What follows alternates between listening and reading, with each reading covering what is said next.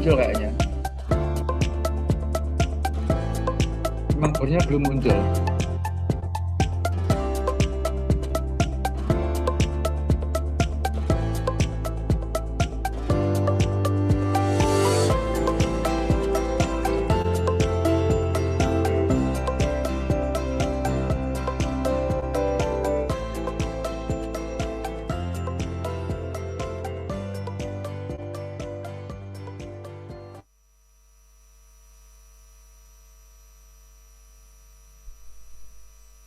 Assalamualaikum warahmatullahi wabarakatuh.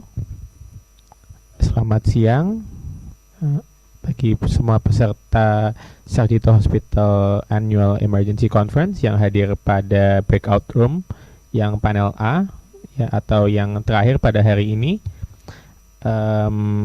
Perkenalkan, saya Dr. Torik Murtado Mutohari. Saya sebagai dokter di Rumah Sakit Umum Pusat Dr. Sarjito sejak tahun 2019. Di sini saya akan menjadi pemandu diskusi dan moderator pada panel nomor 4 yang berjudul Upgrading the Pre-Hospital Emergency Care atau meningkatkan kapasitas layanan pre-hospital yang ada di Indonesia, seperti itu. Sebagai paparan awal, seperti kita ketahui bahwa layanan kesehatan pre-hospital di Indonesia sendiri itu masih bisa dibilang jauh dari kata cukup, seperti itu. Jadi masih banyak kekurangan. Jadi layanan pre-hospital terutama adalah suatu layanan kesehatan sebelum pasien sampai di rumah sakit. Bisa saat datang pasien dari rumah menuju ke rumah sakit, saat pasien ditemukan di suatu tempat umum dan dibawa ke rumah sakit, atau saat transfer antar layanan kesehatan, baik dalam rujukan dari Paskes tingkat 1 ke tingkat 2, tingkat 2 ke tingkat 3, maupun yang sejenisnya, seperti itu. Sehingga Rumah Sakit Umum Pusat Dr. Sarjito sebagai rumah sakit vertikal di bawah naungan Kementerian Kesehatan Republik Indonesia dan juga sebagai pengampu layanan kesehatan rujukan, maka kami berkomitmen untuk melakukan peningkatan standar dan kapasitas pada layanan medis pre-hospital yang tentunya difasilitasi dengan acara ini, yaitu dengan konferensi ini kita bisa berdiskusi, bisa berbagi pendapat, dan juga bisa saling refreshing ilmu, refreshing tentang kebijakan-kebijakan terkini yang terkait dengan layanan pre-hospital, seperti itu. Saya ditemani oleh narasumber-narasumber yang tentu saja merupakan ahli di bidangnya, yaitu yang pertama Dr. Bobby Prabowo, spesialis emergency, konsultan emergency care M-Biomed, yang sudah mengisi pada acara di pagi hari. Beliau adalah direktur dari RSUD Kanjuruhan. Dr. Bobby, apakah hadir dalam Zoom? Ya. Kemudian yang kedua ada Dr. Andreas Dewanto. Beliau merupakan senior saya di Rumah Sakit Umum Pusat Dr. Sarjito, sekaligus mungkin yang mengembangkan layanan ambulans atau kita sebutnya emergency ambulance service di Rumah Sakit Umum Pusat Dr. Sarjito. Yang ketiga tentu ada salah satu narasumber yang juga merupakan ahli di bidangnya, yaitu Profesor Dr. Hikmat Permana, spesialis penyakit dalam, konsultan endokrin dan metabolic disease dari Rumah Sakit Umum Pusat Dr. Hasan Sadikin, yang akan di sini akan membahas materi mengenai sisrute, seperti itu. Baik, untuk mempersingkat waktu, untuk materi pertama, kami persilakan kepada Dr. Bobby Prabowo, spesialis emergency, untuk memberikan sharing tentang topik, yaitu Hospital-Based PSC, an Innovation to Save More Lives. Waktu dan tempat kami persilahkan Dr. Bobby. Berikut CV beliau yang sudah kita tayangkan. Ya, terima kasih Dr. Yudhistira, ya, betul ya, moderator hari ini. Ya, atas kesempatan yang diberikan, juga kepada panitia, Dr. Bowo, atas undangan yang diberikan kepada saya. Ini materi kedua tentang hospital base PSC. Memang banyak pertanyaan mengenai hospital base. Kok nggak apa namanya di eh, UPT sendiri, gitu ya. Ada yang apa namanya UPT sendiri, ada yang hospital base. Eh, untuk melihat waktu, saya langsung izin share screen. Nanti tolong dipandu apakah ini sudah apa namanya sudah sesuai belum untuk share-sharannya. Apakah ini sudah nampak?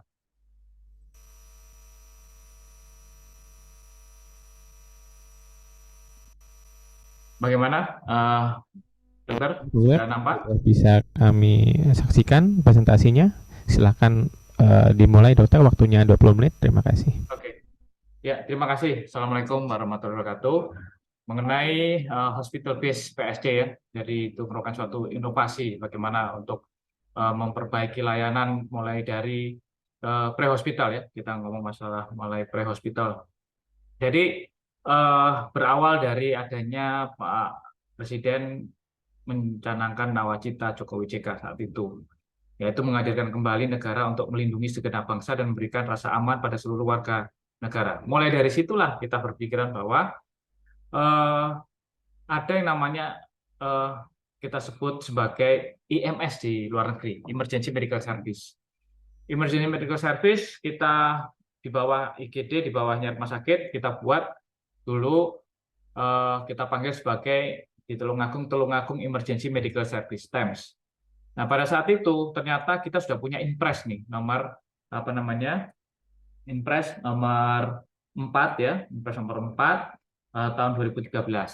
Nah, ternyata di situ ada tulisan bahwa semua kabupaten dan kota wajib membentuk sebuah public safety center, yaitu pusat pelayanan gawat darurat yang dapat dihubungi dalam waktu singkat. Nah, ini yang merupakan ujung tombak layanan gawat darurat di pra-rumah sakit di kabupaten atau kota. Nah, dibentuklah oleh pemerintah ya sebagai kewajiban untuk berkoordinasi dan integrasi dengan lintas sektoral yang lainnya adalah misalkan Damkar dan kepolisian dan BMI ya dengan dinas kesehatan maupun puskesmas dan rumah sakit swasta lainnya. Nah, PSC ini dapat menerima, mendispatch, mengirimkan layanan gawat darurat dari call center 119 atau jika ada gangguan dengan nomor lokal. Adapun sistemnya itu sebenarnya ada dikomenkan pada pusat, yaitu National Command Center atau NCC. Ya, ada yang juga memanggil kalau di provinsi PCC, Provinsi Command Center. Tapi yang awalnya di Permenkes nomor 9 tahun 2016 ya, nomor 19 tahun 2016 tentang sistem penanganan gawat darurat terpadu SPGDT, itu di dalamnya adalah membicarakan masalah sistem penanggulangan gawat darurat terpadu atau SPGDT yang wujudnya adalah PSC. Nah, wujudnya PSC ini yang sentralnya ada di NCC. Nah, PSC ini ada di kabupaten dan kota, ada DKI, ada kabupaten, ada kota. Dan itu mulai dulu kami membentuk pertama kali di Tulungagung tahun 2015-2016 ya. Itu sampai sekarang diikuti, direplikasi oleh kabupaten dan kota lainnya kalau sudah ada Permenkesnya saat itu sekarang dari 1 jadi 361 di kabupaten dan kota di Indonesia yang targetnya adalah 500. Jadi sebentar lagi udah masuk dalam target. Nah, tahapannya mulai dari pembentukan PSC itu adalah analisa masalah dulu. Nanti kita jelaskan analisa masalah. Analisa masalah, kemudian tercetuslah ide Tulungagung Emergency Medical Service. Karena pada saat itu kami membentuk IGD, juga harus punya IMS namanya, Emergency Medical Service. Di luar lagi 911. Nah, itu tercetus adalah TEMS, Tulungagung Emergency Service. Melakukan kajian yang berikutnya, melakukan studi banding, kami studi banding di Malaysia, karena satu rumpun, bahasanya sama, sistemnya mirip-mirip, maka kita studi banding ke Kuala Lumpur. Kemudian merancang sistem, yaitu PSC 19. Kemudian advokasi dan penyamaan persepsi dengan lintas sektoral, dengan pemerintah, dinas kesehatan, Polres, Damkar, BPD, ya, PMI, kita ajak untuk penyamaan persepsi. Kemudian perencanaan dan penganggaran dibuatlah Pergub supaya ada cantolan anggaran. Kemudian baru implementasi. Nah, analisa masalah yang pertama, karena masyarakat itu sampai sekarang susah loh untuk panggil pelayan ambulan. Bahkan kalau jemput, apalagi panggil ambulan aja boro-boro 5 menit atau 15 menit. Standarnya di luar negeri 5 menit. Itu berjam-jam bahkan tidak direspon. Nah, kan itu banyaknya gitu. Nah, ini menurut suatu masalah ya, masalah di layanan kesehatan kita. 3 besar penyebab kematian, kecelakaan jantung dan stroke. Itu bergantian, ada yang stroke, ada yang jantung, itu mana duluan. Terus tingginya angka kecelakaan waktu itu di Tulungagung itu meninggal 170 orang dengan kerugian material sekitar 290 juta per tahun. Ya, ini apalagi misalkan kita hitung kerugiannya itu, nah ini kita harus pangkas bagaimana untuk menurunkan kerugian tersebut. Kemudian tingginya angka death on road, berarti belum sampai IGD sudah meninggal karena penanganan yang salah atau malah tidak ditangani, ya. Kemudian adanya juga death on arrival, ya, 2 jam di IGD, sebelum 2 jam sudah meninggal. Nah, disebabkan ada keterlambatan, kesalahan dalam pertolongan pra rumah sakit. Belum adanya panggilan gawat darurat yang terintegrasi keseluruhannya. Kayak 911 itu bisa khusus untuk orang keracunan, untuk orang bunuh diri, untuk perampokan, untuk kebakaran, itu satu nomor 911. Nah, kepingin kita itu di Indonesia adalah single number emergency, adalah 119 ya kalau di Indonesia. Pendekatannya adalah melalui redesign IGD dulu karena dari hulu ke hilir, ya kan? Nah, kita perbaiki dulu ya IGD-nya dulu. Untuk penguatan tata kelola rumah sakit karena ujung-ujungnya hilirnya itu adalah rumah sakit. Maka kita buatin instalasi gawat darurat modern atau Instagram namanya. Kemudian baru kita membentuk TEMS, Tulungagung Emergency Medical Service, yang akhirnya dibentuk nama sebagai PSC dan kemudian dipermenkeskan. Itu sejarahnya. Nah, muaranya adalah rumah sakit. Semua lalu lintas, bencana alam, kebakaran, kerusuhan itu masuk ke rumah sakit, ya. Nah, katanya seperti itu. Nah, untuk pelayanan gawat darurat sendiri, tadi yang saya jelaskan di pertama, ada berkonsep UGD bukan hanya gedung yang misalkan kotak kemudian dilayani UGD. Enggak, tetapi ada zonasi-zonasi, ya, triase sekunder, green zone, yellow zone, red zone, ruang perlengkapan disaster, dekontaminasi, farmasi, ROI, dan lain sebagainya. Itu lengkap di situ, ya. Jadi ada triasenya, ada drop zone-nya, ada sekunder triasenya, ada red zone-nya, ada yellow zone-nya, ada asma B-nya, ada green zone-nya, ada emergency psikiatri. Semua ujung-ujungnya adalah mencari tadi yang ditangkap oleh pre-hospital itu agar nggak sia-sia. Kadang-kadang kita melakukan CPR lain di pra rumah sakit, kemudian sampai di IGD, mohon maaf ya, diklaim prakno, mohon maaf ini. Jadi kayak dibiarkan atau tidak ditangani dengan serius. Akhirnya ujung-ujungnya ya meninggal juga. Padahal ini sudah mati-matian yang menjemput, ya kan? Nah, ini akhirnya muncullah namanya Public Safety Center 119 ya, dengan nomor lokal dan nomor satu single untuk Indonesia. Nah, untuk itu sebenarnya kita buat itu adalah untuk respon time, memperbaiki respon time. Caranya bagaimana? Ya, caranya dengan pelayanan pra rumah sakit. Memunculkan program PSL 9, yaitu untuk keadaan klinis membutuhkan suatu tindakan medis untuk segera guna penyelamatan nyawa dan pencegahan tidak datang. Dengan pendekatannya adalah PSL 9, yaitu agar penanganan cepat, tepat, akurat, aman, dan melibatkan lintas sektoral. Nah, pendekatan strategisnya adalah menciptakan PSC ini, ya. Nah, ini Bu Menteri waktu itu Prof. Nila Muluk mendatangi tempat kami di call center yang pertama kali di Indonesia. Ya. Goalnya adalah safe community. Semua safe community. Kalau di rumah sakit adalah patient safety. Tapi kalau di masyarakat safe community. Ini yang sebenarnya tugas pemerintah di dalam nawacita tadi itu sebenarnya. Ya. Kalau dihubungkan dengan jorgan-jorgan di daerah, ya apalagi pimpinan daerah, boleh. Ada yang namanya ayam tentrem mulai dan lantinoto. Itu boleh. Karena punya muatan politik untuk memperbaiki sistem safe community tadi itu. Supaya apa? Semua berjalan dengan baik. Ya. Karena semua saling terkait. Kesehatan tidak bisa berdiri sendiri. semua terkait dengan ekonomi, terkait dengan politis itu semua kait-mengkait. Nah, untuk itu pelaksanaan dan penerapannya kami waktu sharing tahun 2014 ya, itu kami mulai studi banding ke Kuala Lumpur, menyusun kajian studi banding, menyiapkan SDM call center, mengirimkan pelatihan call center. Saat itu kami mengirimkan 10 tenaga, 1 dokter dan 9 perawat ke Kuala Lumpur hanya untuk kita nggak punya pendidikan dan apa namanya pelatihan call center itu nggak ada. Makanya kami kirimkan ke sana selama 1 bulan hanya untuk belajar mengangkat telepon. Nah, bayangkan, untuk belajar membuat logaritma protokol apa namanya pre-hospital. Kemudian menyiapkan tenaga, kemudian menyiapkan software-nya karena terkait dengan inovasi dan software ya yang kita sebut sebagai Tulungagung Emergency Medical Service. Di tahun 2015 itu penerapannya merealisasikan pelayanan rumah sakit dengan TEMS dan software-nya. Ada radiomedik dan komunikasi, ada GPS. Terintegrasi antara TEMS dengan puskesmas dan tim PHC. Tim PHC itu tim pre-hospital care. Integrasi TEMS dengan kepolisian, BPD. Jadi ada call center di kepolisian, BPD, dan Damkar itu diintegrasikan. Nah, semua kan perlu dukungan pemerintah. Ya, kemudian diresmikan oleh Ibu Menteri saat itu. Kemudian di keterpaduan PSD ini apa? Yaitu peran rumah sakit.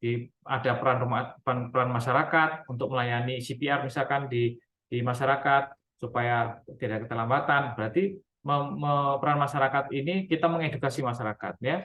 Mengedukasi tentang penanganan gawat darurat. Lintas sektoral dengan polisian, BPD, dan intra rumah sakit kerjaan call center tadi. Call center tadi kita di bawah rumah sakit, kemudian diberi nomor single number call center-nya di rumah sakit. Karena apa? Agar memudahkan pelayanan untuk penyediaan IGD, kamar operasi, HCU, ICU, dan ICU. Itu lebih mudah. Ya.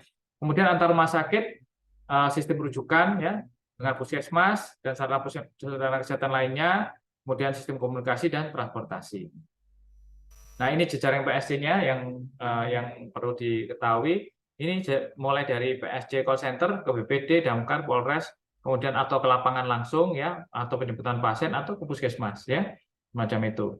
Nah, kemudian ini alurnya mulai dari call center, mulai GPS, mengirimkan kalau ada misalkan ada masyarakat yang minta bantuan, diterima call center, kemudian nanti mengantarkan ambulan dan timnya, kemudian menuju ke IGD, dilakukan langsung tata laksana di ambulan. Jadi ambulan itu adalah perpanjangan dari IGD. Jadi ambulan datang sama dengan IGD datang, sehingga pasien itu ditangani di TKP, kemudian dibawa ke IGD, kemudian sampai pada menuju ke rumah sakit. Nah, ini PSC Kabupaten Tulungagung waktu itu kita sediakan call center-nya di rumah sakit, di bawah rumah sakit. Command center-nya juga ada di Polres, ada di Kodim, ada di Pusdaklop BPD. Dan pre-hospitalnya ada di rumah sakit sendiri, puskesmas, kita buatin PHC juga, ada fasilitas kesehatan TKP pertama dan PMI. Nah, ini koordinasi pada saat itu dengan Pak Kapolres, Pak Bupati, Pak Direktur, Pak Sekda, Kepala BPD, itu langsung berkolaborasi membentuk suatu tim PSC Kabupaten. Ya. Kemudian untuk memperkuat itu perlu perundang-undangan, peraturan perundang-undangan mulai dari Perda nomor 6 tentang layanan publik, kita tambahkan menjadi Perbub nomor 30 tentang sistem penanggulangan gawat darurat terpadu yang diperbarui di nomor 29 tahun 2000 nomor Perbub nomor 30 tahun 2016 ya. Nah, tentang apa? Penanggulangan gawat darurat medis dan non medis, organisasi SPGDT, tata laksana SPGDT, peran serta masyarakat, dan pembiayaan SPGDT melalui APBD. Nah, ini struktur organisasinya ada pelindungnya Pak Bupati, pembinanya Kapolres, dan Dandim, ya, ketuanya Pak Sekda, wakil ketuanya Kepala Bapeda, sekretarisnya Pak Direktur, dan anggotanya Kepala Dinas dan Kepala terkait. Ya, nah ini kan SPGDT berarti tidak bisa cuma orang kesehatan aja. Harus dibuat tim seperti ini supaya komprehensif, supaya jalan. Kalau enggak nanti pincang nih. Sepertinya seolah orang kesehatan terus yang effortnya tinggi. Nah, sedangkan bencana, KLB, dan lain kesehatan lainnya terkait dengan kecelakaan itu membutuhkan lintas sektoral. Kecelakaan aja membutuhkan polisi, dishub, dan kemudian butuh puskesmas, kan gitu ya. Nah, ini tim koordinasinya Ada tim koordinasi umum, koordinasi lintas sektoral, koordinator evaluasi program, koordinator masing-masing kecamatan. Itu dibentuk tim koordinator PSG. Kemudian ada juga tugas tim PSG Kabupaten membuat sistem PSG dulu, menyediakan sarana prasarana, mempersiapkan SDM, mempersiapkan masyarakatnya dilatih, analisa evaluasi dan tindak lanjut.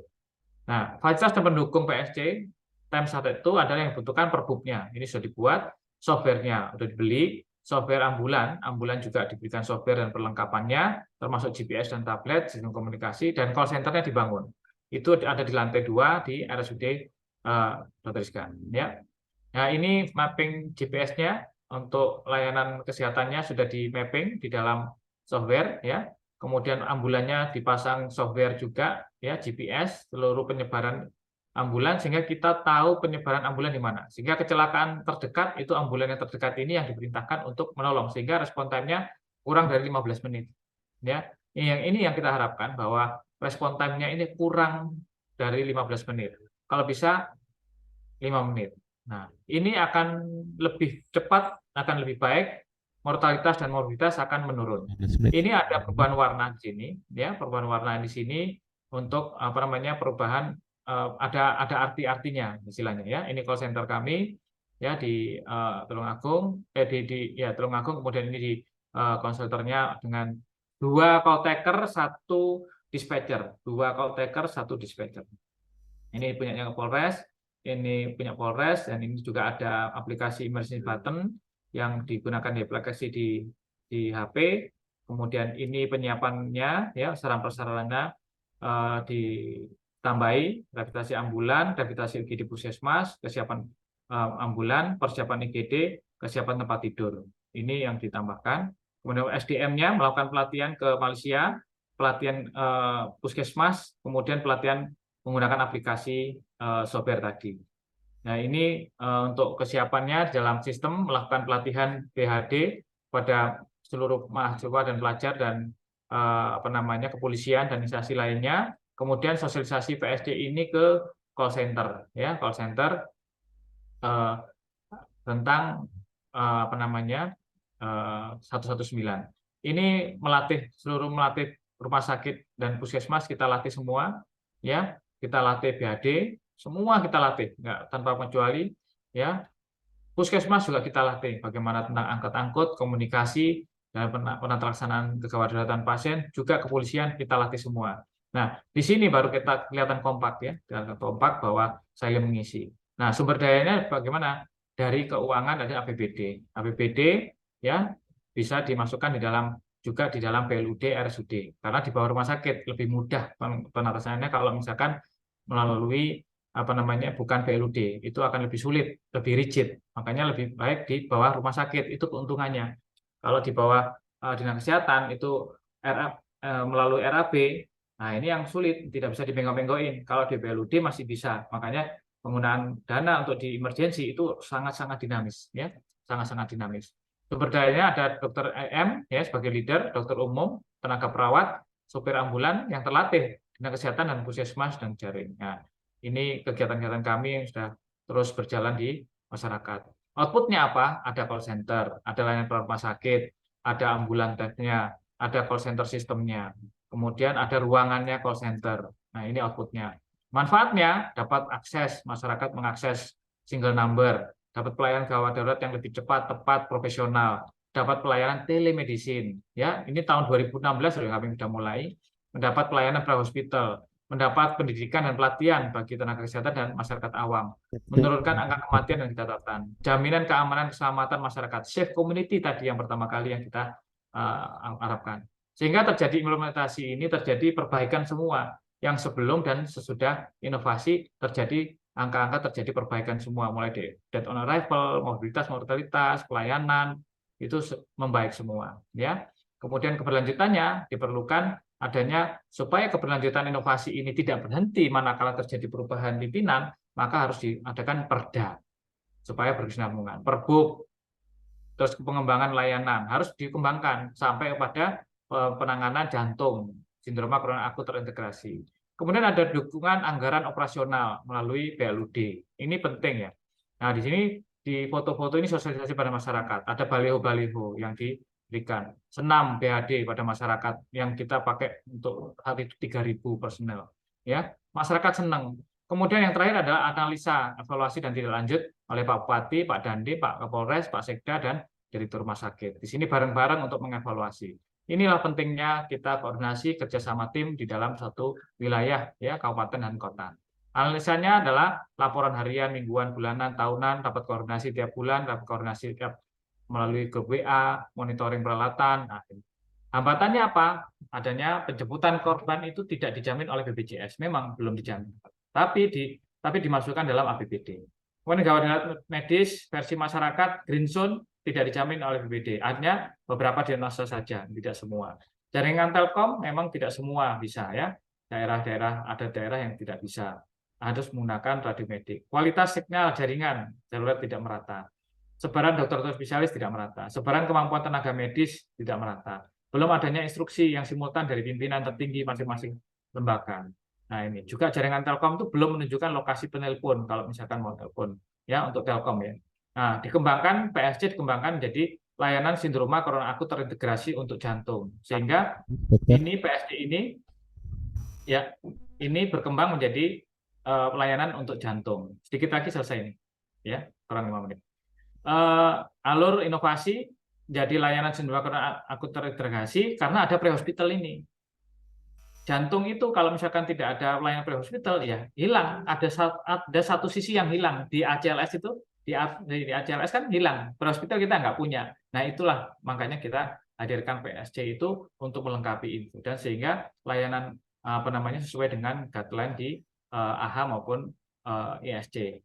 Nah, ini layanan sindroma korona akut terintegrasi, ada layanan rumah sakitnya ada, trombolytiknya ada, angiografinya ada, pelayanan pemasangan atau PPCA ada, bisa dilaksanakan. Ini baru bisa dilaksanakan manakala ada pre-hospital.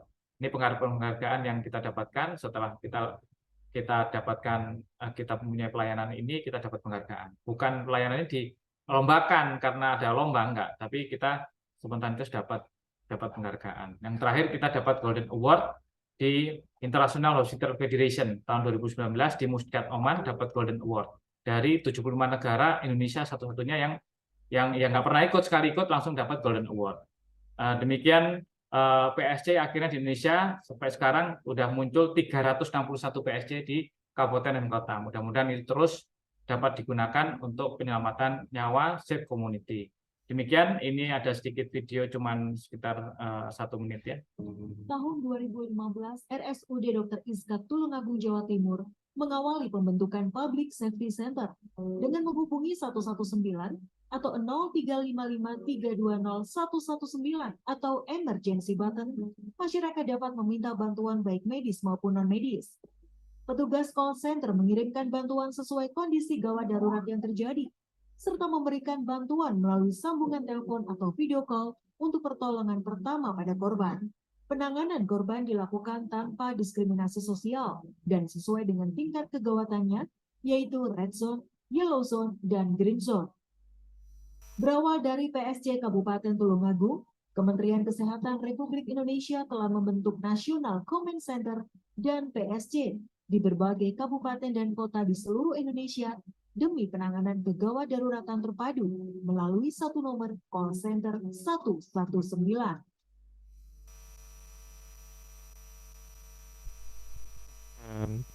Terima kasih, Dokter. Terima kasih, Dok. Ya. Terima kasih Dr. Bobby Prabowo, spesialis emergensi yang sudah memberikan kita wawasan mengenai pembentukan PSC atau Public Safety Center di Indonesia dan perkembangannya, sekaligus bagaimana sebuah PSC itu memerlukan dukungan lintas sektor, ya Dok, ya, tidak hanya sektor kesehatan tapi koordinasi dengan pemerintah daerah, dengan kepolisian, dengan mungkin perangkat militer seperti itu pada suatu daerah sehingga bisa dijalankan secara kontinu dan keberlanjutannya jelas.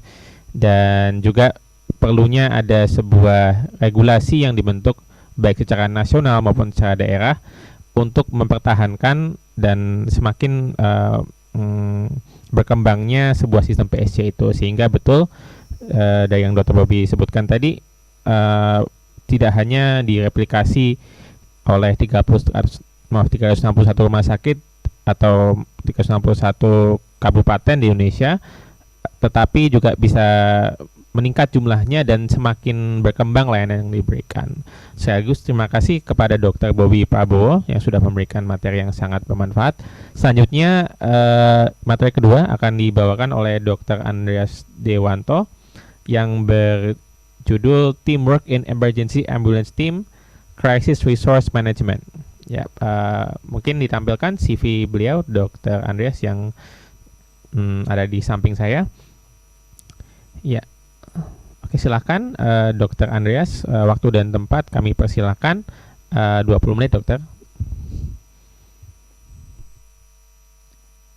Ya, selamat siang. Terima kasih Dr. Torik, dan yang kami hormati ada Dr. Bobby Prabowo, spesialis emergency KIC, dan Prof. Dr. H. Hikmat Permana, spesialis penyakit dalam KIMD, dan juga Bapak Ibu sekalian peserta hadirin pada panel Pre-Hospital Care kali ini. Ya, izinkan saya Andreas Dewanto untuk menyampaikan untuk materi saya ini ya sesuai arahan dari panitia. Saya akan menyampaikan materi terkait crisis resource management ya. Tadi Dr. Bobby sudah menyampaikan seperti apa perkembangan pre-hospital care ya, PSC, dan mungkin izin menyampaikan Dr. Bobby bahwa kami dari Sarjito juga berterima kasih karena tempo hari kami mendapat kesempatan untuk studi banding ke RSUD ISKA Tulungagung, dan kami memang melihat sendiri luar biasa sistem ini sudah dibangun oleh Dr. Bobby dan Dr. Bobby Prabowo dan seluruh tim di sana ya. Ya, baik. Ternyata dalam mengembangkan suatu layanan ambulan gawat darurat di sini kami menyoroti bahwa salah satu pilar utamanya adalah human resource-nya, sumber daya manusianya. Maka topik kali ini yang akan kami sampaikan adalah terkait teamwork ya. Slide. Ya, slide saya ini akan saya awali ya, bahwa mungkin Bapak Ibu juga kalau ada yang pernah membaca literasi ya, bahwa pada tahun 1977 ya ada suatu insiden ya di Bandara Tenerife ya. Ini adalah suatu bandara di Spanyol ya. Dan insiden ini tercatat sebagai salah satu mungkin yang terparah dalam dunia penerbangan ya. Jadi saat itu ada dua pesawat jumbo jet ya, KLM Flight 4805 dan Pan Am Flight 1736, di mana pada saat melakukan manuver take off kedua pesawat ini masih berada di bandara, ternyata terjadi tabrakan antara kedua pesawat ini ya, dengan korban meninggal yang cukup banyak, 583 ya dari kedua pesawat ini. Dan setelah dilakukan investigasi ya, usut punya usut, ternyata yang bisa kita jadikan pembelajaran di sini adalah penyebab utamanya adalah ternyata di faktor, lebih banyak di faktor human error ya. Yang pertama adalah gangguan situational awareness ya, atau kewaspadaan situasional, kemudian komunikasi kurang baik ya. Jadi sesuai hasil investigasi ternyata di sini terjadi komunikasi yang kurang efektif ya antara petugas di pusat pengendali airport dengan para kru di kokpit pilot salah satu pesawat ini, sehingga yang terjadi adalah decision making yang kurang baik juga, dan juga faktor stres karena saat itu kondisi lingkungan sekitar cukup tertutup kabut sehingga mengganggu visualisasi dari para kru di kokpit ya. Slide. Nah, beranjak dari hal itu, maka kemudian dari NASA melaporkan ternyata kejadian di Tenerife itu bukan satu-satunya, karena kemudian terjadi beberapa insiden penerbangan lain-lainnya, di mana berdasarkan analisa didapatkan hasil bahwa sekitar 60% atau lebih insiden itu ternyata terkait dengan human error ya, human error.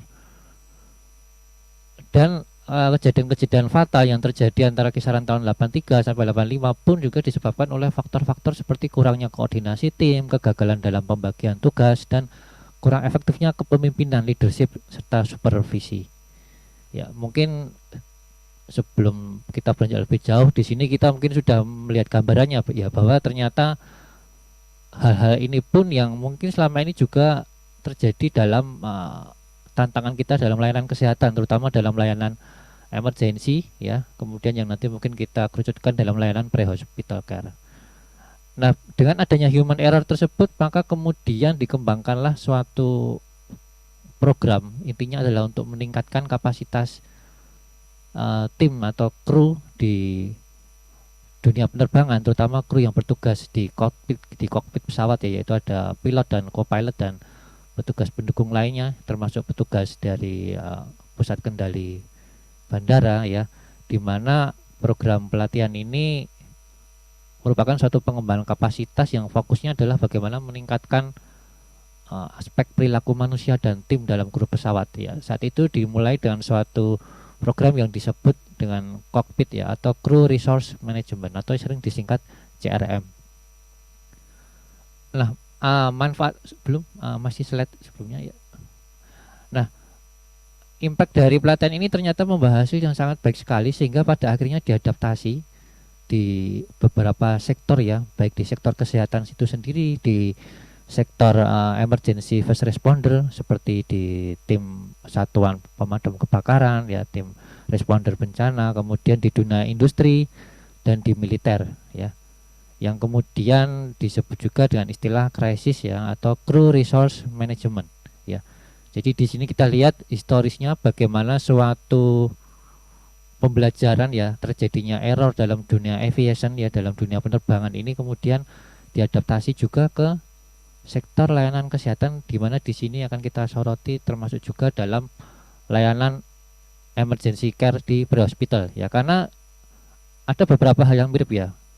Salah satunya adalah tim petugas ambulan gawat darurat ini kan seperti halnya tim yang berada di kokpit pesawat ya, di mana para tenaga kesehatan dalam layanan pre-hospital care ini sangat berperan ya, sangat penting untuk menjaga keselamatan tidak hanya pasiennya tapi juga keselamatan masing-masing dirinya ya, kemudian keselamatannya dalam beroperasional, dalam bertugas, di mana mereka di lapangan, berada di lapangan, dan sangat kondisi-kondisi di lingkungan sekitar akan sangat tinggi impactnya terhadap keselamatan baik petugas itu sendiri maupun pasien ya. Slide.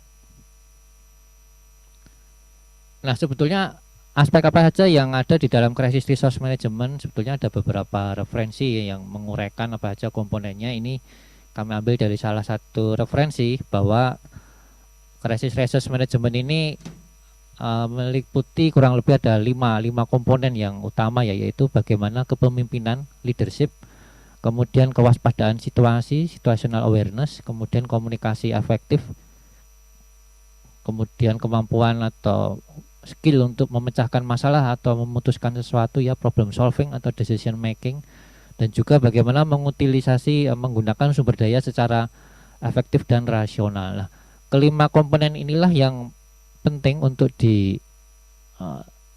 dikembangkan pada setiap tenaga kesehatan, terutama yang berkiprah ya, yang bertugas di layanan pre-hospital ya, baik mereka yang berada di jajaran organisasi atau manajerialnya maupun juga yang teman-teman yang bertugas di lapangan sebagai tim pelaksana dari layanan emergency pre-hospital itu.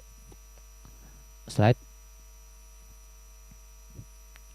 Ya, seperti kita ketahui bahwa siklus kegiatan layanan emergency di pre-hospital ya, ini bisa kita awali kalau kita lihat di gambar siklus yang sebelah kiri ini ya.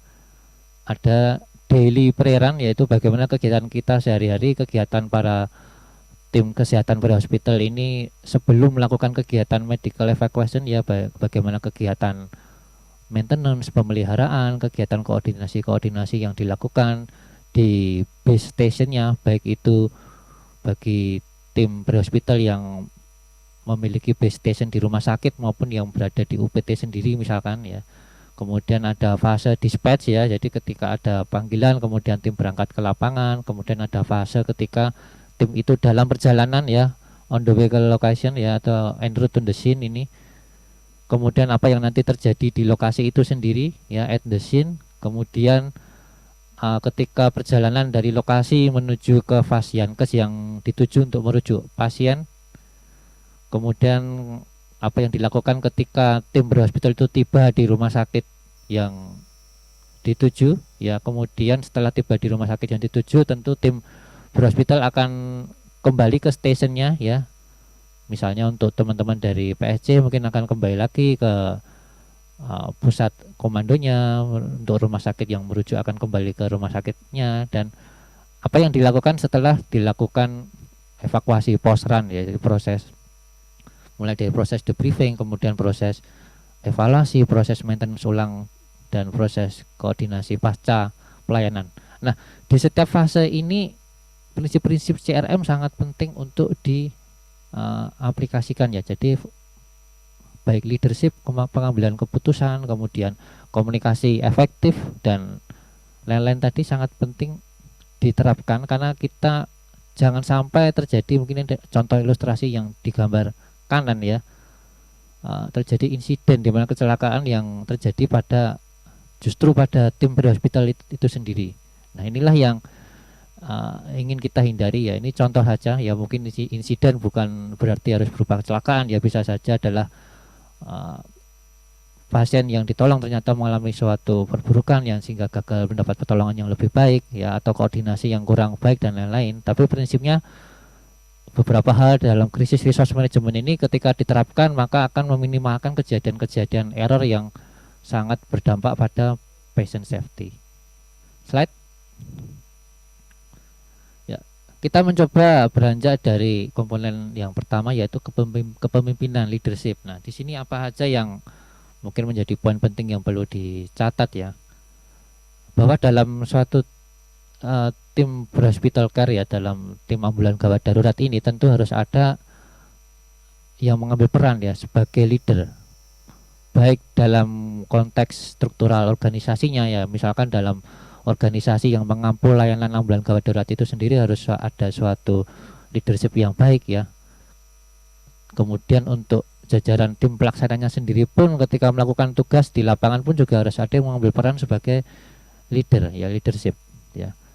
Di sini hal-hal yang menjadi pokok dan penting adalah bagaimana tim adalah tetap tenang ya dan terkendali dalam situasi krisis ya, karena seperti halnya layanan IGD yang serba unpredictable ya, apalagi layanan bagi tim berhospital care ini yang berada di lokasi ya, mereka hanya katakanlah hanya 3 atau 4 orang, dan bahkan mungkin ada yang sangat minim ya, hanya 2 mungkin ya berada di lokasi dengan situasi yang mungkin di luar dugaannya ya, maka bagaimana harus tetap tenang dan terkendali dalam situasi krisis. Kemudian bagaimana mengambil keputusan secara tegas ya, secara tegas, memiliki perspektif global, jadi memiliki cara pandang yang menyeluruh ya. Ini bisa kita gambarkan misalkan ketika tim berada di lapangan kemudian mendapati suatu pasien atau korban dengan kondisi yang kritikal, maka harus ada leadership di mana assessment itu tetap harus melihat dari primary survey-nya dulu ya, ABC-nya. Jadi meskipun korban mungkin ada cedera di ekstremitas ya, tapi tetap harus memiliki perspektif yang komprehensif ya dalam melakukan assessment dan tata laksana. Kemudian salah satu bentuk leadership yang baik adalah menerima masukan dan memberdayakan anggota timnya ya. Jadi bagaimana dalam tim ini ada dinamika, tidak berarti bahwa leadership itu harus berarti suatu hal yang bersifat otoriter ya, tapi bagaimana ada masukan-masukan ya. Misalkan dari tim ambulan gawat darurat itu mendapatkan kasus, kemudian leadershipnya mengatakan bahwa itu si tim leader mengatakan bahwa kasus itu tidak terlalu gawat, tapi salah satu personelnya mungkin menemukan suatu kondisi yang mengkhawatirkan, maka itu harus berani speak up ya. Karena kembali ke histori yang terjadi di dunia penerbangan tadi, ternyata salah satu penyebabnya adalah kegagalan dari anggota tim itu untuk speak up ya, untuk menyampaikan pendapat ke leadernya bahwa ada sesuatu yang bermasalah, ada sesuatu yang tidak beres. Nah, ini adalah salah satu hal yang penting dalam leadership, bahwa ketika siapapun dalam tim itu menemukan sesuatu yang tidak beres, bermasalah, maka harus berani speak up ya. Misalkan dari perawat menemukan ada kondisi yang ini mengarah ke misalkan ke gejala shock yang mungkin sebelumnya belum diketahui, ada potensi ke internal bleeding pada kasus trauma yang belum diketahui. Nah, ini harus berani menyampaikan ke leader ya. Kemudian bagaimana tim itu harus memahami hierarki otoritas ya. Di sini maksudnya adalah bagaimana tim itu tahu bahwa ketika terjadi suatu problem maka laporan harus disampaikan kemana ya. Kemudian harus siapakah yang bisa mengambil keputusan secara cepat pada waktu itu ya. Kemudian koordinasi dengan siapa ya. Ini adalah leadership. Slide. Yang kedua adalah kewaspadaan situasi atau situational awareness ya. Ya, ini contoh misalkan di gambar ini ya. Kita ilustrasikan misalkan tim ambulan gawat darurat mendapat panggilan bahwa telah terjadi suatu kejadian kecelakaan ya di lokasi ya. Di sini situational awareness akan sangat bermain ya. Karena kita sebagai contoh kita harus bisa melakukan rapid assessment ya. Ini ada contoh gambar truk kecelakaan ya. Ini bisa jadi ternyata truk ini membawa suatu bahan yang tergolong hazmat ya misalkan ya, sehingga kalau kru itu tidak aware mungkin tidak akan menyiapkan APD yang sesuai ya, tidak akan menyiapkan bagaimana nanti penanganan di area itu secara aman ya, karena tentu hal ini akan sangat berdampak pada safety petugas itu sendiri. Karena kita tahu dalam keilmuan emergensi, dalam hal memberikan pertolongan, dalam pembelajaran pelatihan pasti yang ditekankan pertama kali adalah bagaimana memastikan keamanan ya bagi para tim penolong itu sendiri ya, safety bagi penolong, kemudian safety bagi pasien dan safety bagi pasien. Ya. Situational awareness ini mencakup juga bagaimana setiap anggota tim harus mampu menggali dan menangkap informasi yang penting. Ya, jadi ketika kita menerima panggilan kemudian kita mendapatkan informasi, kita harus mendapatkan informasi yang penting ya. Misalkan berapa banyak jumlah korban, apa yang terjadi, adakah potensi risiko yang bisa mengancam keselamatan petugas di situ ya, apakah ada bantuan lain yang didatangkan. Kemudian ketika nanti sudah berhadapan dengan di situasi di lokasi menghadapi pasiennya, maka asesmen yang dilakukan betul-betul harus menggali parameter-parameter vital ya yang berkaitan dengan ancaman jiwa atau life threatening situation ya. Kemudian bagaimana melakukan secara kontinu kajian dan evaluasi ulang ya, ini bisa kita cerminkan dalam fase transport pasien ya dari lokasi kejadian ke rumah sakit yang dituju. Maka petugas harus selalu aware dengan segala kemungkinan perburukan kondisi yang bisa terjadi pada pasien ya. Jadi monitoring harus dilakukan. Jangan sampai ketika di lapangan kita melakukan upaya pertolongan yang baik, tapi kemudian ketika berada di fase perjalanan terjadi hal-hal yang kurang baik sehingga malah pasien memburuk ketika sampai di IGD misalkan. Ya, contoh terkecil misalkan kita tidak aware dengan kapasitas sumber daya yang kita miliki, misalkan kapasitas tabung oksigen, misalkan kita akan melakukan evakuasi yang jaraknya cukup jauh dan ternyata ketika di awal di daily pelayaran lupa misalkan tidak dilakukan maintenance yang baik sehingga sumber daya yang dilakukan mengalami gangguan atau error ketika di perjalanan. Kemudian bagaimana kita mengantisipasi kemungkinan yang dapat terjadi. Jadi keahlian situational awareness ini adalah juga mencakup bagaimana tim bisa mengantisipasi ya kemungkinan yang terjadi dan merencanakan apa yang terjadi ya. Slide. Yang ketiga adalah terkait komunikasi efektif ya. Kita mengenal teknik yang namanya closed loop communication, di mana terutama di sini ketika kita berada dalam fase misalkan dalam fase resusitasi pasien kritis ya. Closed loop communication adalah bagaimana ketika seseorang menyampaikan suatu informasi ya, instruksi kepada penerima, kemudian si penerima harus secara jelas mengklarifikasi ulang ya kepada pemberi pesan tadi, kemudian si pemberi pesan akan mengkonfirmasi lagi ya. Misalkan si leader menyampaikan tolong berikan injeksi epinefrin 1 mg intravena dan laporkan kepada kami, maka ya terima kasih, maka anggota timnya pun harus mengklarifikasi ulang ketika sudah diberikan obat, sudah memasukkan dan dilakukan konfirmasi dari si leader. Nah, komunikasi inilah yang mungkin kadang kita kita lupakan ya. Jadi dalam situasi chaotic, hektik mungkin akan ada kemungkinan kita lupakan, padahal beberapa kondisi medical error itu bisa terjadi ternyata hanya karena masalah komunikasi ini ya. Kemudian tadi juga Dr. Bobby menyebut terkait bagaimana cara mengangkat telepon, komunikasi medical dispatch itu memang perlu ada suatu protokolnya, suatu protokol komunikasi sehingga petugas yang bertugas menerima telepon itu bisa melakukan penerimaan informasi dan juga melakukan keputusan ya, melakukan medical dispatching secara tepat sesuai kondisi saat itu ya. Slide selanjutnya adalah di fase decision making atau problem solving ya. Di sini adalah bagaimana tim harus bisa mengambil keputusan secara cepat ya, karena tim ambulan gawat darurat itu tentu memiliki time frame yang tidak lama ketika harus melakukan tindakan di lapangan ya. Kita dibatasi oleh respon waktu ya, bagaimana kita harus tetap sebisa mungkin tetap melakukan upaya asesmen dan stabilisasi di lapangan, tapi kita tetap harus bisa memutuskan dan melakukan pemecahan masalah secara cepat ya. Misalkan di contoh di gambar ini ya, kita datang kemudian kita harus bisa memutuskan apakah kita memang bisa mampu melakukan ekstrikasi pasien dari mobil misalkan, atau ini adalah sesuatu yang di luar kewenangan kita yang mungkin lebih bisa dilakukan oleh tim SAR misalkan. Kemudian keputusan yang diambil ketika kita mendapatkan pasien dengan misalkan dengan kasus henti jantung di lokasi, apakah kita akan memilih melakukan CPR di lokasi atau kita akan melakukan CPR sembari mentransport pasien ya. Prinsipnya adalah bagaimana anggota harus bisa dan leader harus bisa melakukan tindakan secara cepat. Baik, mungkin sedikit lagi slide. Yang terakhir adalah bagaimana mengutilisasi sumber daya sebaik mungkin ya. Tim ambulan gawat darurat harus paham bagaimana kapasitas sumber daya yang dimilikinya, SDM, fasilitasnya, ambulan, peralatan, obat-obatan yang dimiliki, kemudian sistemnya sendiri, prosedur yang dimiliki.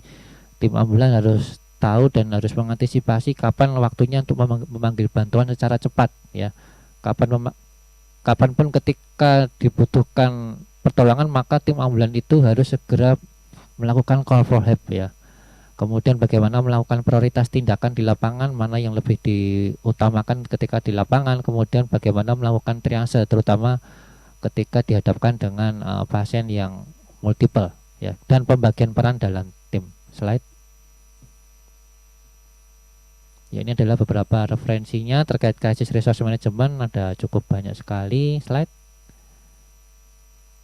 Ya, ini sedikit kesimpulan bahwa penerapan krisis atau crew resource management atau lebih kerap disingkat CRM ini akan membantu tim ya, baik tim pelaksana maupun organisasi yang mengampu layanan ambulan gawat darurat dalam konteks untuk membangun karakter kepemimpinan yang baik dalam tim itu sendiri.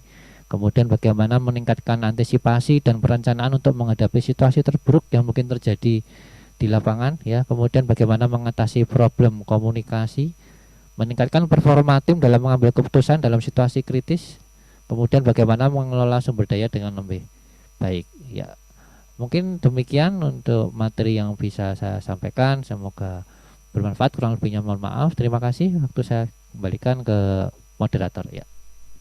Baik, terima kasih Dr. Andreas Dewanto yang sudah memberikan materi mengenai crisis resource management, yang itu merupakan sebuah proses penting yang dibutuhkan dalam terutama ini proses pelayanan emergensi dan bahkan pre-hospital untuk memastikan outcome yang diharapkan bisa terjadi, yaitu pasiennya menjadi selamat seperti itu. Jadi meliputi kepemimpinan, kewaspadaan situasi, komunikasi efektif, pengambilan keputusan atau decision making, dan utilisasi sumber daya yang baik.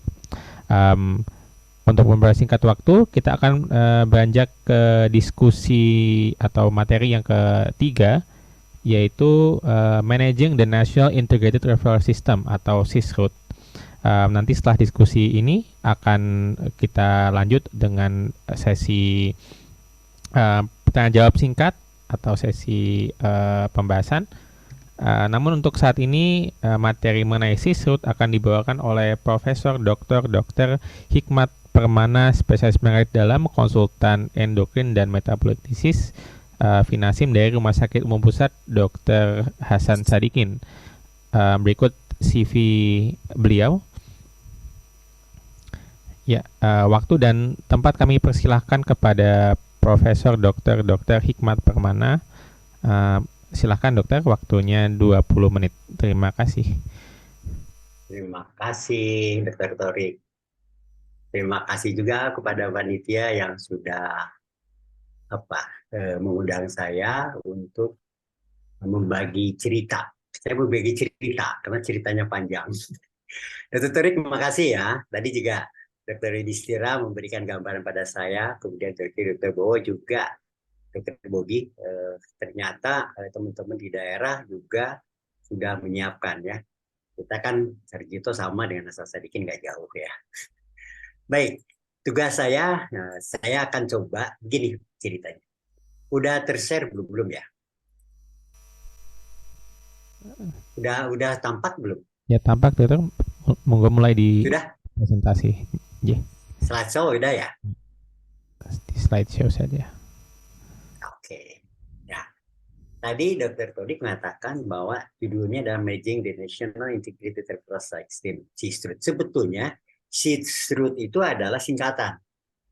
Jadi bukan suatu aplikasi, tetapi kita membuat aplikasi untuk referral secara digital. Jadi pas sekali antara paparan Dr. Bobi, hanya saja berbeda dengan Yudhistira. Di dalam CISRUT itu terafiliasi terhadap rujukan yang G2G. G2G itu adalah hospital to hospital atau pelayanan kesehatan dengan tempat pelayanan kesehatan. Nah, sejauh sekalian, kalau kita lihat apa yang terjadi sejak 2014, yaitu sejak pemerintah memulai dengan jaminan kesehatan nasional.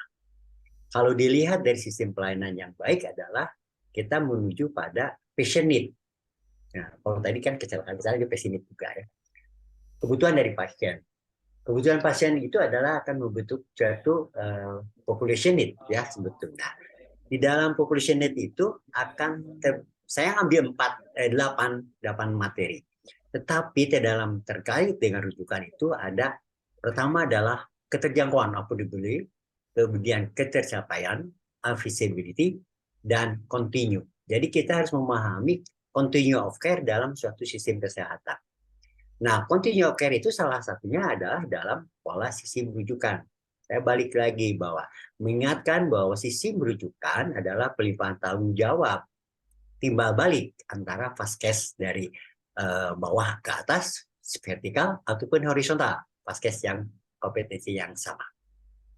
Tujuannya adalah untuk terjadi efektif dalam pelayanan secara optimal. Efektif dalam artinya pembiayaan yang tidak terlalu besar, tetapi tidak suboptimal pelayanan. Nah, masalahnya sekarang pembiayaan selama ini kita out of pocket dikeluarkanlah sekarang oleh pemberi, oleh masyarakat, tetapi melalui pemerintah. Jadi single payer-nya itu adalah dari teman-teman kita di BPJS yang melalui payment-nya kapitasi dan inasi medis. Tetapi rambu-rambu itu sudah dipasang rambu-rambu lebih ketat lagi, adanya beberapa aturan, yaitu dari Undang-Undang Pradok, walaupun di Undang-Undang Kesehatan sudah dihilangkan, Undang-Undang KPK masih ada, Undang-Undang Peraturan PMK, Peraturan Menteri Kesehatan Rujukan, dan Peraturan Menteri tentang kelas rumah sakit.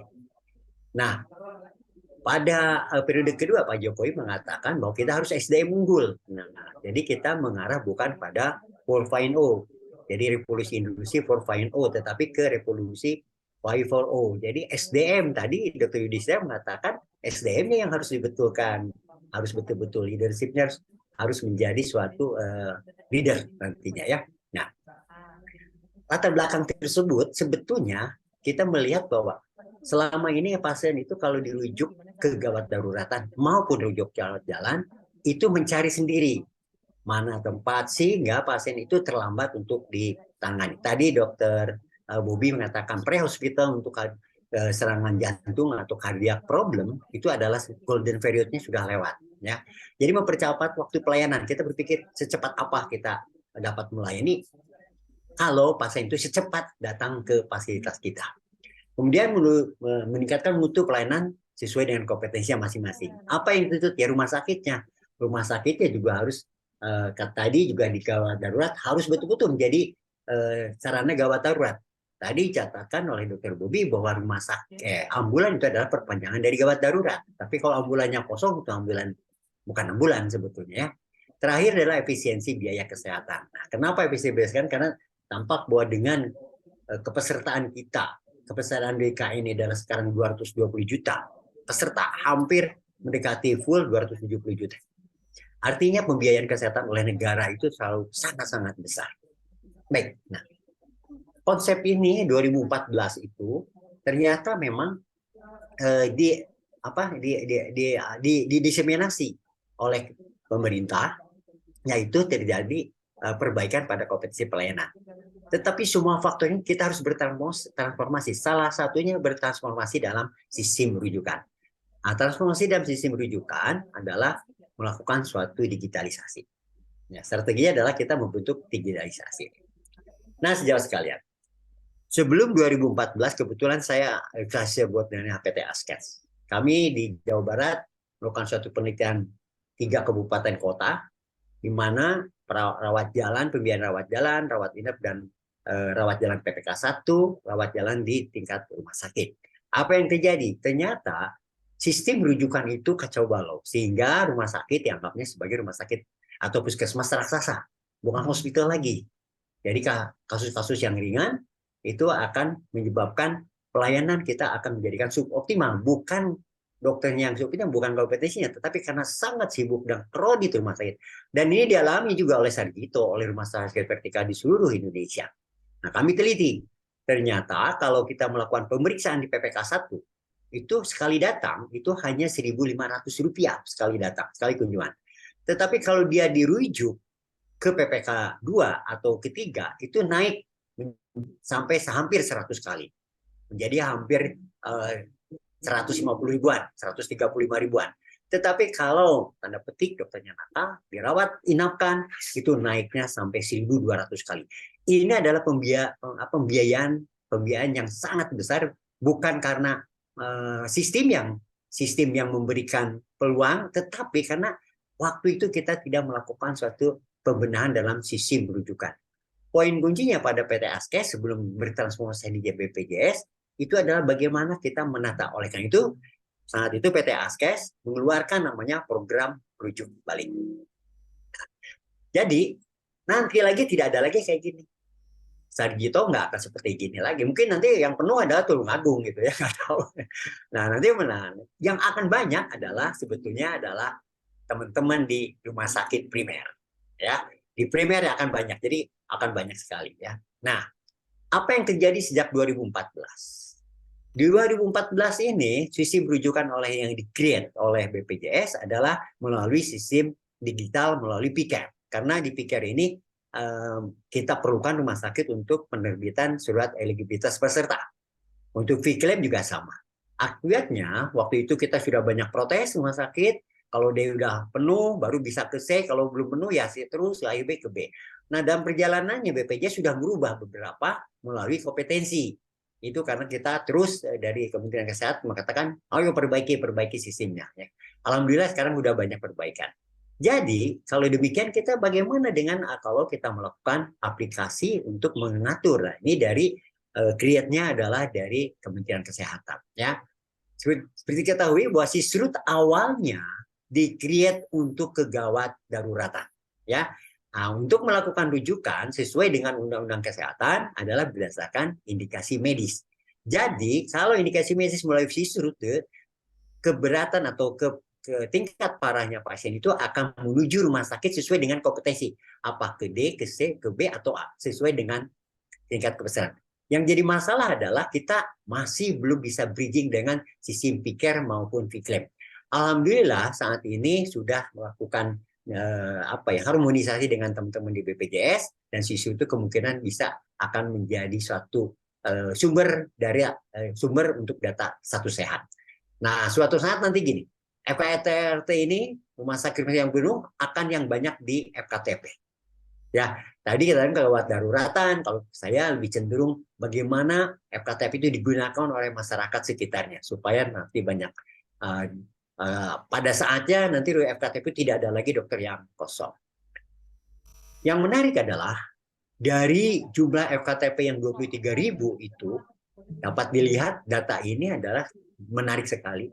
Ada 150 juta kunjungan rawat jalan, sedangkan yang dirujuk 18 juta. Artinya masih banyak di FKTP yang pasien-pasien yang ada di sini. Severity levelnya kita tidak tahu karena datanya data di BPJS. Hanya 12% dirujuk ke FKRTL. Yang menariknya lagi adalah di FKRTL hanya 8.000 yang dirawat dari 18.000 ini. Rawat jalannya 64.000. Dilakukan program PRB hanya 1,2%. Nah, sekarang BPJS sudah naik PRB-nya, program rujuk baliknya. Jadi ada di mana nih pasiennya? Saya tidak tahu sebetulnya apa yang terjadi dalam pelayanan kesehatan kita. Nah, dari situ kita berpikir bagaimana kita mendapatkan suatu indikasi rujukan. Seperti ketahui saya katakan tadi, dalam Undang-Undang Kesehatan yang lama ataupun yang baru untuk melakukan rujukan adalah berdasarkan indikasi medis. Indikasi medis artinya bukan karena keinginan pasien atau keinginan dokter atau segala macam di luar indikasi medis. Ya, kalau ke gawat daruratan ya memang langsung aja, memang kalau tingkat gawat darurat.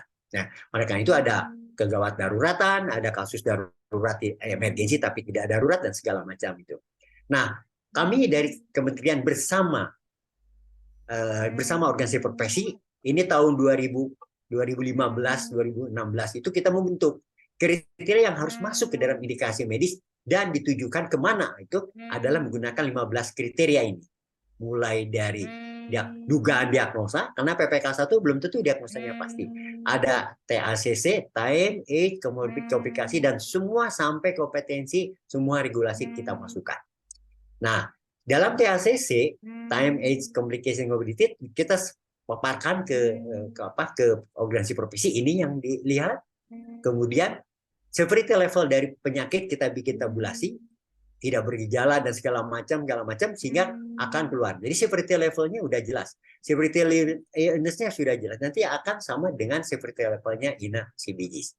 Nah, saat itu muncullah kita semua profesi, mau dari pulmonologi, bedah, dan segala macam, itu diminta 10 penyakit yang tersering, terberat, dan kegawat daruratan, dan segala macam. Yang penting adalah kita mempunyai 10 penyakit dari itu.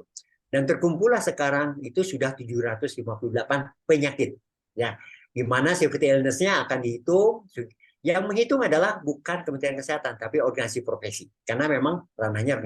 Kemudian keluarlah kriteria referral, ada kriteria referralnya apa, dihitung usia, waktunya, usia, komplikasi, dan resources-nya apa, ada praktik untuk PPK 1, untuk spesialis dan subspesialis. Nah, jadi setelah itu kita lihat kompetisi levelnya dia begini. Nah, jadi sekarang bahwa rumah sakit B dan C itu akan masuk ke dalam kompetensi spesialis.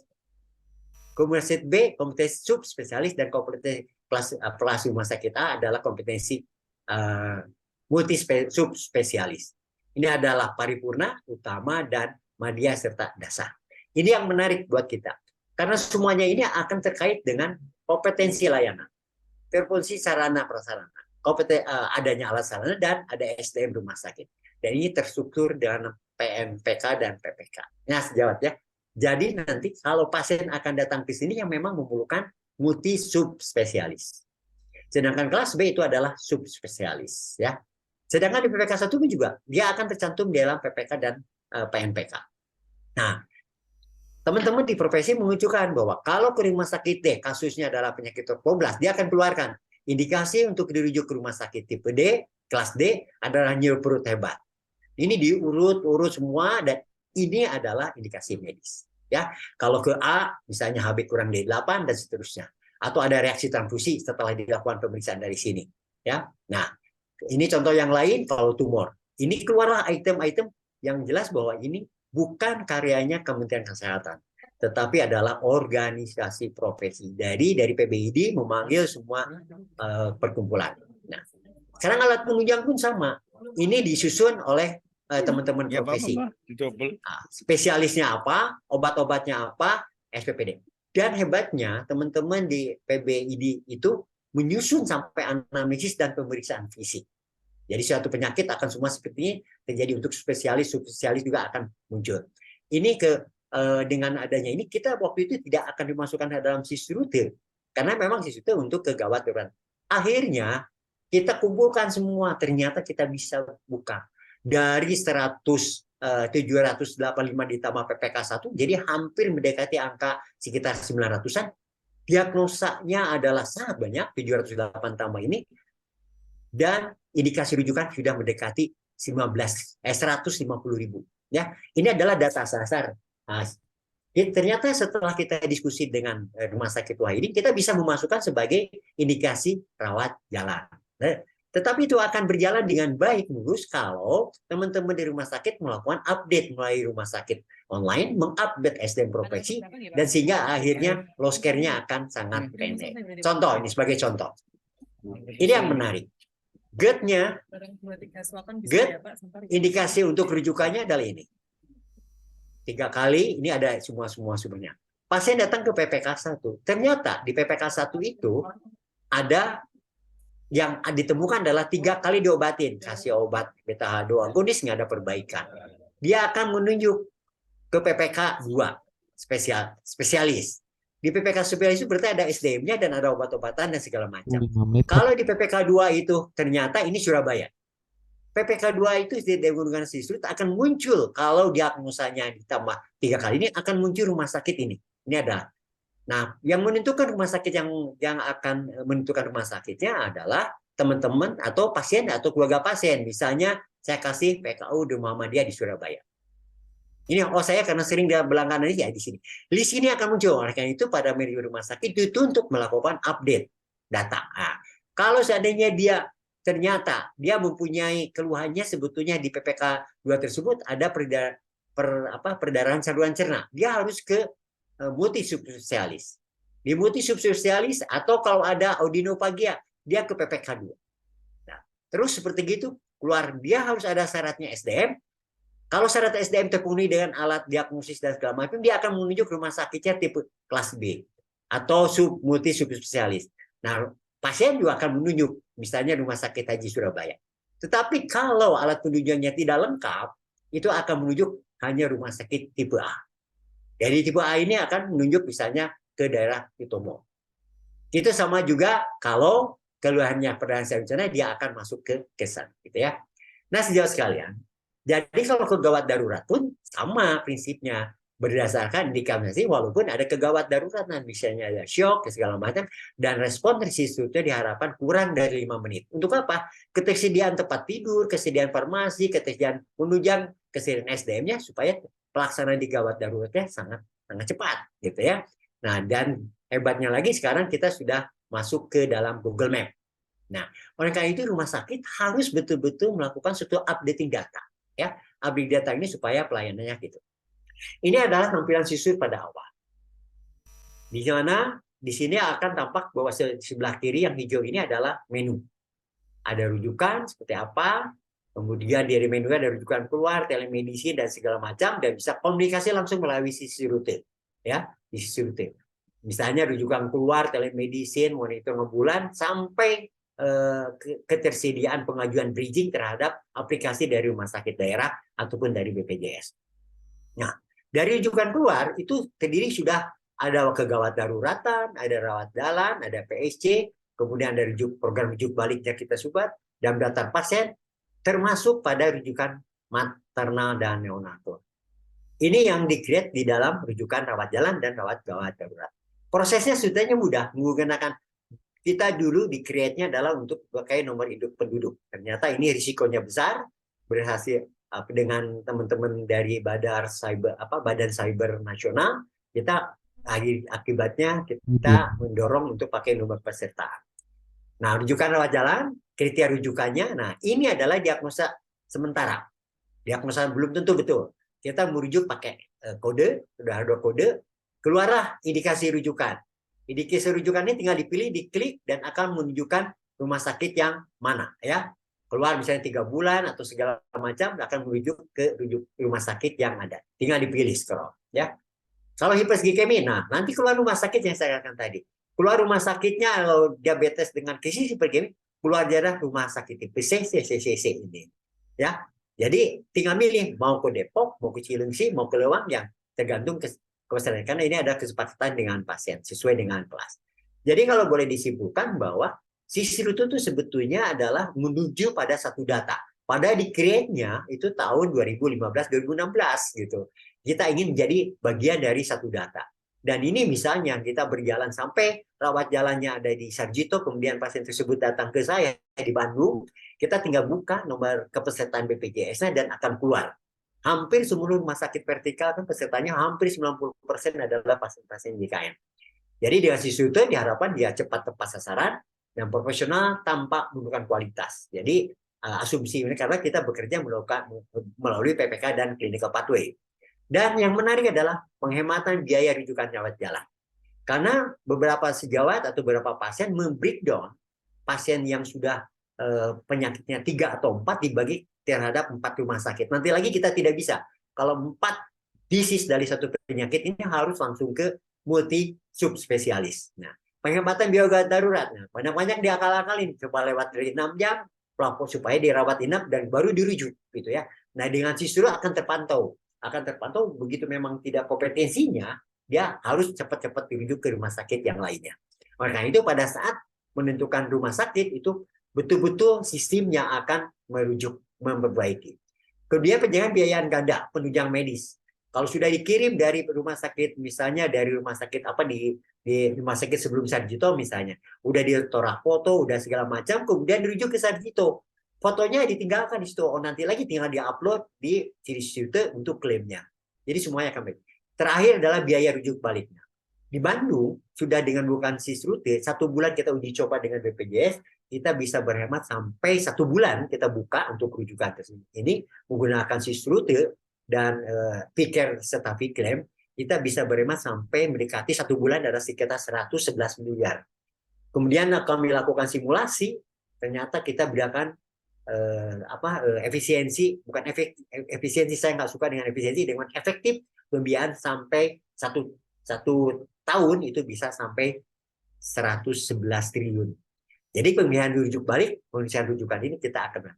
Hanya masalahnya sekarang adalah ini, kita interoperabilitas sistemnya belum bisa dengan teman BPJS. Dan inilah yang menjadi masalah. Interoperabilitasnya sistem juga dengan PSC juga belum. Kemudian dengan rumah sakit yang sudah membuat aplikasi juga, tinggal rumah sakit mengajukan untuk melakukan bridging. Karena kita sudah memberikan, kita tim IT-nya sudah ada. Kalau ini sudah terbridging semuanya, sudah termasuk pada satu data, Indonesia mempunyai suatu networking rujukan atau sistem kesehatan yang jelas. Sehingga dalam pelayanan kesehatan, semua rumah sakit akan terisi. Jadi tidak ada lagi rumah sakit favorit, tidak ada lagi, tapi berdasarkan kompetensi rumah sakit itu sendiri. Ya, itu yang bisa kita create ke depan. Mudah-mudahan kita tunggu dulu PMK dari revisi PMK-nya, karena BPJS menunggu PMK diselesaikan dulu, PMK rujukan, karena masih direvisi.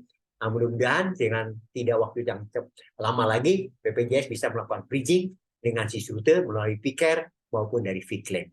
Secara itu bisa saya sampaikan, mudah-mudahan ini menjadi insight buat kita semuanya, menjadi menjadi kenapa kita harus bersama-sama, persis kayak tadi Dr. Yudhistira, harus networking-nya sama-sama, harus bersama-sama, persis Dr. Bobby, harus berkolaborasi dengan semua pihak yang terkait dengan kegawat daruratan atau permasalahan kesehatan di Indonesia. Berkolaborasi untuk menuju Indonesia yang maju. Terima kasih. Wassalamualaikum warahmatullahi wabarakatuh. Ya, terima kasih kepada Profesor Dr. Hikmat Permana yang sudah memberikan kita sebuah insight mengenai perkembangan sistem rujukan terintegrasi atau Sisrut yang berangkat dari sebuah sistem yang tidak terstruktur menjadi sebuah sistem yang terstruktur dan beroperasi dengan baik dengan tujuan mengoptimalisasi sumber daya yang ada sehingga seperti yang Prof katakan bisa terjadi sebuah efisiensi dan efektivitas biaya dan juga sumber daya yang kita punya, layanan menjadi lebih cepat dan tepat sasaran. Dan tapi perkembangannya harus kita hargai dan memang cukup pesat dari sejak tahun 2015 hingga sekarang, rumah sakit kami juga sudah menggunakan Sysroot secara aktif dan memang ada operator khusus untuk Sysroot ini sehingga kita bisa menerima rujukan di hospital. Untuk PR-nya yaitu interoperabilitas sistem ya, jadi bagaimana menghubungkan antara sebuah sistem itu menjadi dengan yang lainnya sehingga terciptalah sebuah pelayanan pre-hospital yang lebih baik. Ya, terima kasih kepada Prof. Hikmat Permana. Selanjutnya kita akan membuka sesi tanya jawab atau diskusi pembahasan. Kami beri kesempatan kepada audiens untuk menanyakan melalui Zoom chat ataupun bertanya langsung dengan sistem raise hand. Kami beri alokasi mungkin tiap pembicara satu pertanyaan yang mungkin yang paling baik akan kami pilih. Silahkan kami beri waktu untuk bertanya melalui media Zoom chat ataupun bertanya langsung dengan raise hand.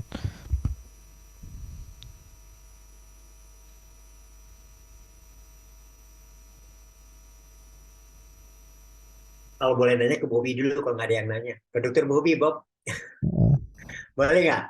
Saya tertarik boleh. dengan itu. Boleh ya, biar sambil nunggu. Ya, Jadi Dokter Bobby ya itu bagus sekali ya. Tapi kan kendalanya adalah regulasi di daerah. Bagaimana tuh sampai pemerintah daerah bisa aware dengan P119-nya. Itu nomor mobil balik saya tuh. Nomor mobil saya itu 911. Iya, Prof. Gimana bagaimana pendekatannya terhadap itu? Prof. Ya, banyak pertanyaan mengenai hal ini, Prof.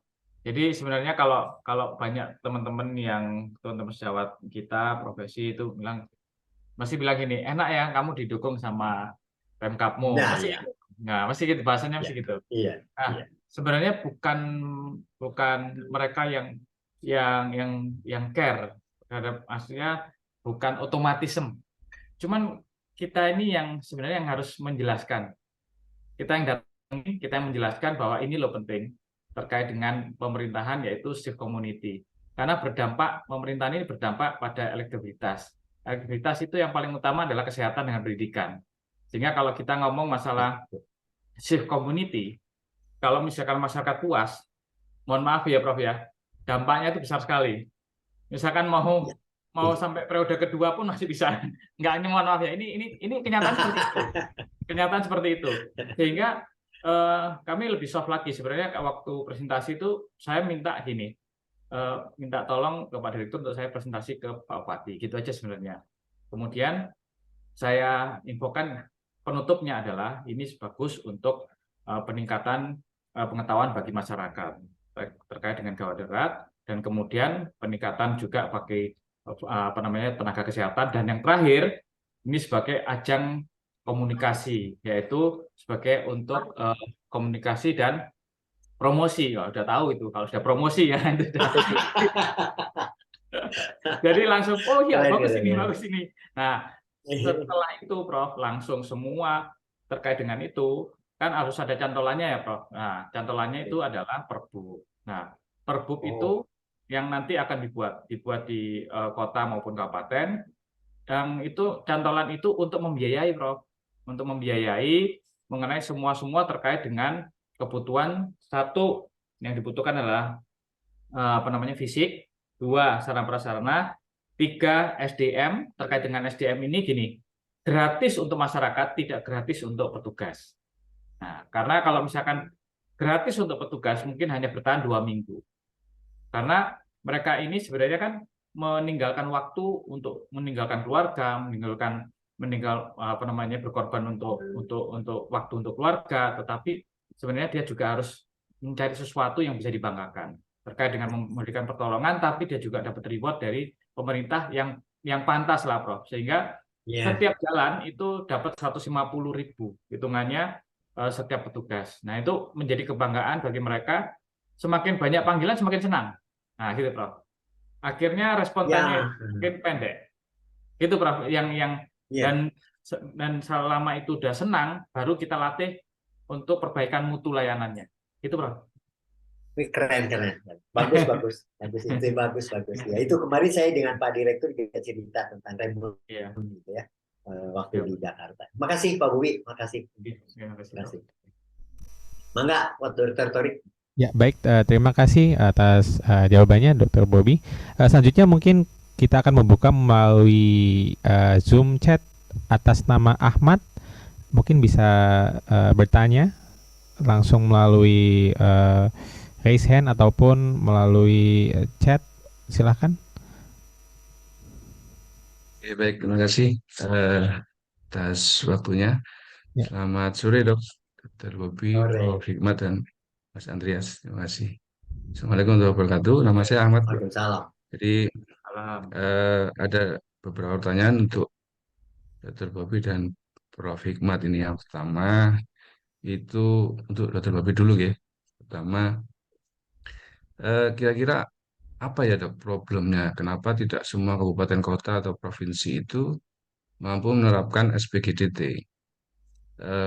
Di tempat kami di Jogja itu juga belum bisa secara utuh ya. Walaupun setiap kabupaten punya PSC tetapi maintenance-nya tidak terlalu baik. Ya, salah satu yang aktif itu di Gunung Kidul ada, Bantul ada, kemudian Sleman juga ada, SES, Sleman Emergency System gitu dan seterusnya. Sehingga seakan-akan muncul nama-nama sendiri yang membingungkan masyarakat gitu ya. Nah, kira-kira SPGDT yang seperti apa? Kenapa nggak dibuat generik saja gitu?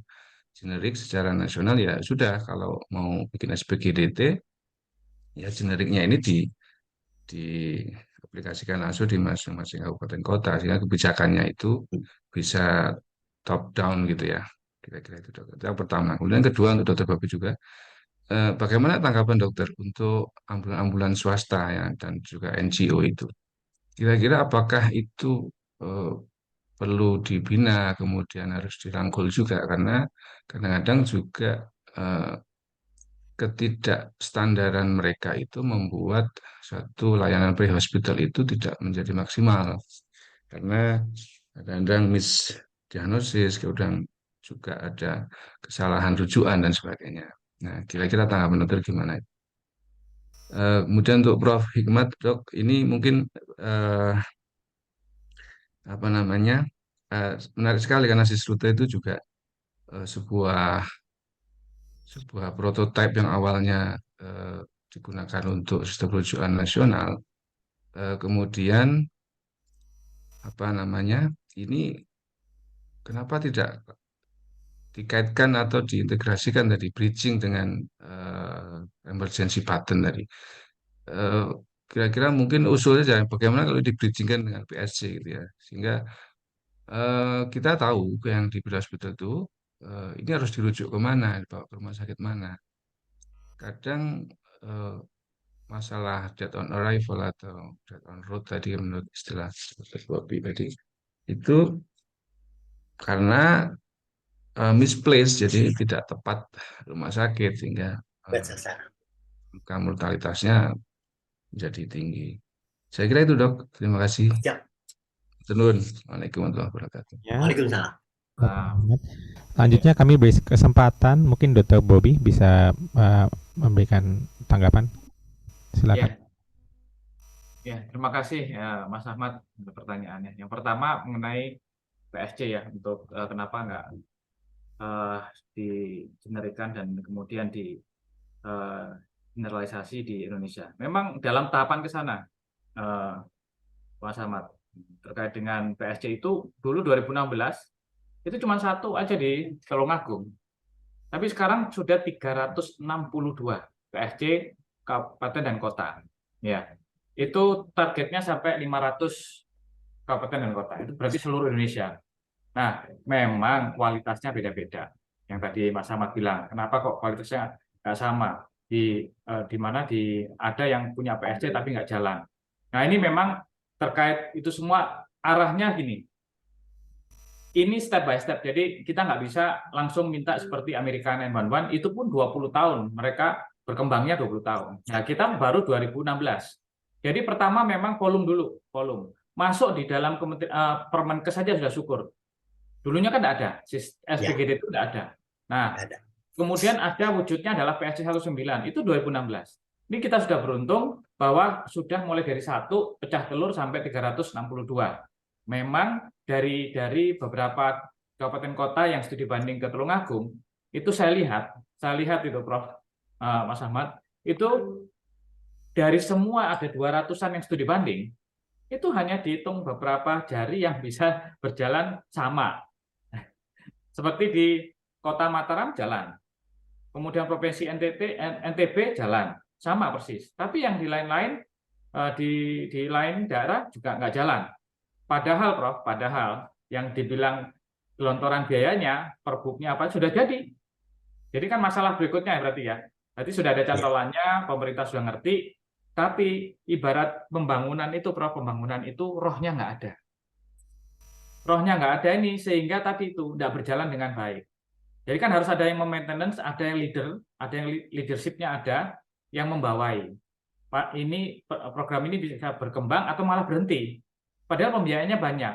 Nah, itu memang tantangan di semua daerah. Malah ada juga yang sudah tumbuh, tapi dia tumbuh membiayai sendiri, tidak dari pemerintah. Itu juga ada, karena kepinginnya punya PSG, karena penting bagi masyarakat, akhirnya muncul sendiri, malah tidak dibiayai. Ada yang dibiayai miliaran nih, tapi tidak jalan. Bahkan mewah tempatnya, tapi tidak jalan. Nah, ini ada beberapa tantangan-tantangan yang ke depan harus dijawab terkait dengan misalkan SDM-nya. Nah, tapi kami senang ya, artinya gini, ada progres. Kalau ada dari saat ini, Prof, itu dan Mas Ahmad di Kementerian Kesehatan pun ada di Bina Upaya Rujukan, itu dulu ada divisinya, divisi Gadar namanya. Nah, sekarang melebur jadi rujukan. Nah, saya dengar juga mau dileburkan di pusat krisis, tapi sepertinya belum. Nah, disitulah seharusnya di Kementerian Kesehatan sudah jalan, tapi memang belum semua. Dari Kementerian Kesehatan sudah turun di provinsi-provinsi. Di Dinas Kesehatan Provinsi sudah turun, Dinas Kesehatan Provinsi turun ke kabupaten kota untuk mengadvokasi pimpinan daerah. Untuk melalui Dinas Kesehatan kan sudah ada Permenkesnya, jadi anggarannya sudah ada. Sehingga memaksa, ayo kamu harus punya PSG, ayo kamu harus punya PSG. Walaupun belum sempurna, tapi sudah lumayan 362. Nah, sekarang ini mari kita sama-sama, ini Prof mungkin PR kita semua untuk membina mereka ini supaya dari sisi profesi tinggal memperbaiki bagaimana cara pelayanan di lapangan, bagaimana cara transfer pasien. Yang tadi Prof bilang ambulan, kalau dibilang perwakilan dari IGD berarti ambulannya harus SDM-nya siap, perlengkapannya siap. Kalau ambulan saja yang datang dikasih palang merah, ya apa bedanya dengan kan gitu ya? Apa bedanya dengan manggil kan sama-sama cepatnya. Tetapi yang di sini bukan kecepatannya, tapi ketepatannya dalam pelayanan. Nah, yang kedua mengenai relawan terkait dengan ini yang sarana prasarana dan SDM. Banyak relawan yang sekarang ini muncul, relawan ambulan dengan membawa escort sendiri ambulan, namanya masing-masing banyak. Nah, di sini kalau kita bicara awal waktu membuat panduan ambulan dengan Kementerian Kesehatan, nah, kita bicara lah apakah ambulan desa juga itu kan seperti itu, mirip-mirip kan, tidak bertuan, artinya tidak ada standarisasi. Nah, harus dibuat dari Kementerian Kesehatan, itu sudah ada strateginya sebenarnya, Mas Ahmad sama Prof, sudah ada strateginya, tapi belum dijalankan dengan baik. Artinya yang relawan ini tetap harus dibina oleh Dinas Kesehatan. Ya, sekarang saya sudah dipindah ke Kabupaten Malang, Prof, sudah di rumah sakit yang di luar. Ini, saya mengcopy paste juga di sini, jadi PSG-nya berkembang, kemudian sekaligus melatih relawan-relawan ini.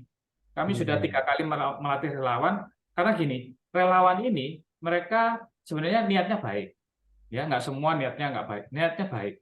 Untuk itu kita tinggal kumpulkan mereka semua, kita ajarin bagaimana safety driving, bagaimana mengetahui cara menyupir ambulan yang baik dan benar. Yang kedua adalah bagaimana melakukan basic life support, misalkan, bagaimana men-setting ambulan yang baik. Nah, kemudian kita mengadvokasi kepada kebijakan dari Kementerian Kesehatan melalui Dinas Kesehatan Provinsi dan daerah, yaitu meregistri ambulan, Prof. Jadi ambulan itu akan diregistri lagi, akan diberikan stiker, ini ambulan advance, ini ambulan basic. Berarti kalau ambulan advance ada toolnya adalah seperti di UGD level 1, 2, 3, 4, harus ada A, B, C, D. Nah, kemudian SDM-nya harus punya sertifikat A, B, C, D. Kemudian nanti disertifikasi oleh Dinas Kesehatan, kemudian ditempeli stiker. Ini stiker berlaku 2 tahun, tahun sekian sampai tahun sekian, ini dipanggil sebagai ambulan advance. Dan nanti edukasi kepada Kepolisian Republik Indonesia bahwa kalau ambulan tidak ada stiker ini berarti ambulan abal-abal. Artinya sama dengan klinik yang saat ini klinik bertumbuh macam-macam banyak, tapi kalau belum Abal-abal. berarti abal-abal dan harus ditutup. Seperti itu, Prof. Jadi sudah sampai sejauh itu loh, Mas Ahmad. Jadi tapi ya sabar, memang belum sampai ke seluruh Indonesia. Itu sudah ada konsepnya, ada mulai melalui ini internet, melalui online itu akan disosialisasikan dan harus dikerjakan oleh seluruh dinas kesehatan kabupaten dan kota. Dan kemudian Sisruta tadi, Prof, itu dicantolkan memang di Kabupaten Tulungagung dan di Malang juga sudah kami cantolkan di PSC-nya call center. Jadi di satu komputer sendiri. Nah, ini yang PSC yang berbasis rumah sakit. Jadi di atasnya IG. Nah, itu baru bisa, Prof. 7 kali 24 jam duduk, ada 3 shift. Nah, yang Prof inginkan tadi, ini langsung jalan semua. Nah, yang terjadi, Prof, itu ada yang di UPT itu sendiri, tidak gandeng dengan rumah sakit, sehingga sulit, Prof. Mau ngomong ini kurang, itu koordinasinya sulit sekali. Yang ada di rumah sakit pun, kalau yang tidak ada call center-nya, tidak ada ini, itu nulisnya juga sembarang, Prof. Sehingga sudah bagus kan, Prof? Prof yang dibuat itu sudah bagus, ya tinggal human error-nya aja. Nanti itu masalah, Prof. Ya, terima kasih. Tarik saya mau ya, ini pertanyaannya menarik dari Mas Ahmad. Sebetulnya sudah dijawab sama Mas Bobi. Di dalam Sisrut itu memang sudah ada satu tools yang akan bridging dengan PSC. Tinggal sekarang yang punya PSC-nya di-bridgingkan mau nggak? Gitu aja. Betul, Prof. Sudah bridging ya? Sudah. Kalau udah bridging ya sudah selesai. Yang jadi masalah tuh bridging yang kita dorong adalah bridging dengan BPJS. Ya. Ya, kalau udah dengan BPJS kita aman. Karena kan masalah duit itu kalau nggak terkait dengan BPJS nggak akan keluar tuh klaimnya. Ya, belum di ACC, Prof, sama BPJS. Kami sudah maju. Karena nunggu itu Mas Bobi, nunggu PMK. Kalau PMK-nya keluar saya udah bilang, kalau PMK-nya keluar kita langsung bridging. Karena kan nggak ada legal standing-nya. Nunggu legal standing-nya ada ya. Makanya dan sekarang itu Pak Ahmad, Pak Bobi sama Pak Torik user dari Sisrut nanti diganti namanya ya bukan Sisrut. Sisrut itu singkatan. Aplikasinya mungkin apa EREP atau Repnas atau apalah terserah itu lebih menjual. Itu sekarang usernya udah 50.000. Berarti sudah melewati vaskes yang ada di Indonesia. Ya. Jadi semua orang mau guna. Jadi usernya lebih banyak di rumah sakit ini. Jadi alhamdulillah itu Nah inilah kami minta dukungan kalau dengan temannya Pak Torik tiap hari kalau ketemu ya sama Mas Dodi ngomongin Sisrut itu selalu kita timnya. Dan ini dalam Sisrut itu database-nya belum semua dikeluarkan, Pak Ahmad. Database-nya belum. Nanti di situ ada treatment-nya, ada apanya. Nanti lebih teman-teman yang macam saya dulu di Puskesmas di Palembang daerah nun terpencil ya tinggal buka aja aplikasi. Masalahnya satu lagi adalah untuk daerah 3T. Sinyal nggak ada. Itu juga jadi pemikiran kita gitu. Jadi Indonesia itu very very different. Kebinekaannya bukan main. Jadi betul apa yang dikatakan Pak Bobi tadi, SPGDT 2016 bersamaan dengan Sisrut perkembangannya sama gitu. Memang satu arah yang sama bagaimana melakukan menyelamatkan pasien sedini mungkin. Itulah Pak Torik. Saya menarik kalau kita bicara tentang rujukan. Ya, baik. Terima kasih Prof. Hikmat atas mungkin pencerahannya. Sekaligus mungkin bisa kita tutup diskusi ini pada siang hari ini. Sekaligus mungkin kita tarik suatu kesimpulan bahwa benar memang keadaan pelayanan pre-hospital di Indonesia sendiri mungkin belum cukup sesuai dengan standar yang kita lihat di luar negeri, misalnya dengan Amerika dengan 911. Tetapi dari paparan Dr. Bobi, kemudian Prof. Hikmat dan juga Dr. Andreas, kita dapat suatu benang merah bahwa ini bergerak ke arah yang lebih baik dengan adanya sistem PSC, atau sistem SPGDT secara nasional, integrasi dengan Sysrute yang terus dikembangkan, dan juga perbaikan dari tim baik di rumah sakit maupun di daerah maupun secara di dalam masyarakat, didukung oleh pemerintah daerah dan juga instansi-instansi yang ada di daerah.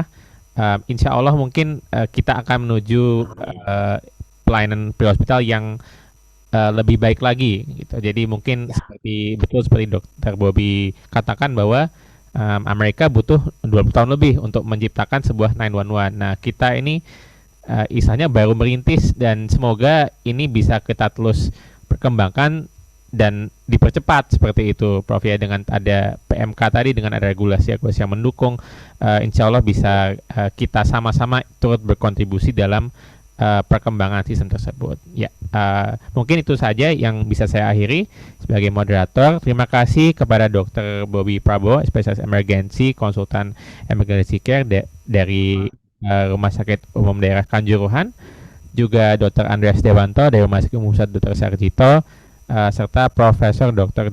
Hikmat Permana, spesialis penyakit dalam, konsultan endokrin metabolik dari Rumah Sakit Umum Pusat Dr. Hasan Sadikin. Terima kasih atas pemaparannya dan juga diskusi yang menarik pada sore ini. Semoga bisa kita tarik manfaatnya dan kita lanjutkan semangat tersebut untuk kemajuan.